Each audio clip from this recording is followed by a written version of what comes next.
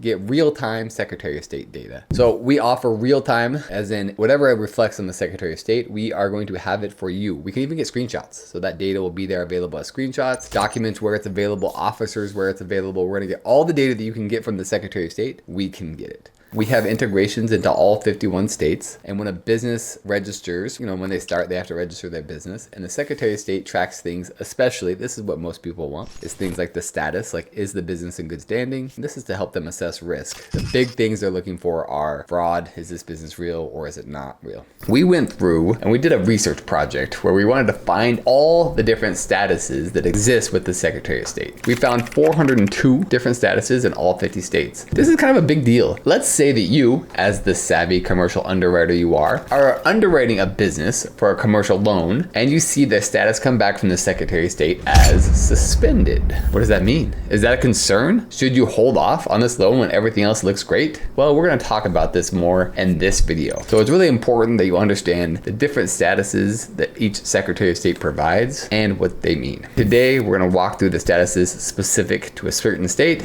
Pennsylvania's 8 business entity statuses you need to know. Number 1, active. The business entity is registered and compliant with all state requirements, allowing it to legally operate within Pennsylvania. This status generally indicates a lower risk for lenders, as it suggests the business is meeting its legal obligations and maintaining good standing, which can be a positive indicator of operational stability and financial responsibility. Let's proceed to number 2. Inactive, dissolved. The entity has been formally dissolved and is no longer authorized to conduct business. Dissolution could be voluntary or forced by the state due to non-compliance. Lenders should exercise extreme caution when considering lending to dissolved entities, as they no longer have legal authority to operate and may face significant challenges in repaying loans or maintaining creditworthiness. Number 3, inactive, terminated. Similar to dissolution, this status indicates the entity has been officially terminated and ceased to exist legally. This status presents a high risk for lenders, as the business no longer exists as a legal entity, making loan recovery extremely difficult and potentially impossible. Let's proceed to number 4. Inactive, expired.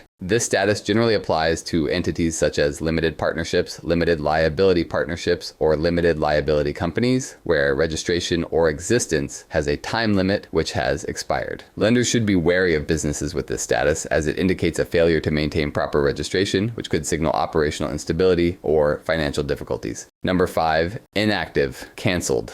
The registration or authority of the entity to operate has been canceled, typically due to non-compliance, failure to file necessary renewals, or non-payment of fees. This status raises significant red flags for lenders, as it suggests the business has failed to meet basic operational requirements, potentially indicating financial distress or mismanagement. Now let's proceed to number 6. Inactive, merged out. The entity is merged with another entity and no longer exists as a separate legal entity. While this status doesn't necessarily indicate financial trouble, lenders should carefully assess the new merged entity's financial health and creditworthiness, as the original borrower no longer exists independently. Number 7, active, county orphan. This is a less common status and typically refers to entities that have been taken over by a county due to abandonment or lack of proper succession or management. Lenders should approach businesses with this status with extreme caution, as it indicates significant management issues and potential financial instability, making loan repayment highly uncertain. Number 8, inactive, withdrawn, consolidated inactive.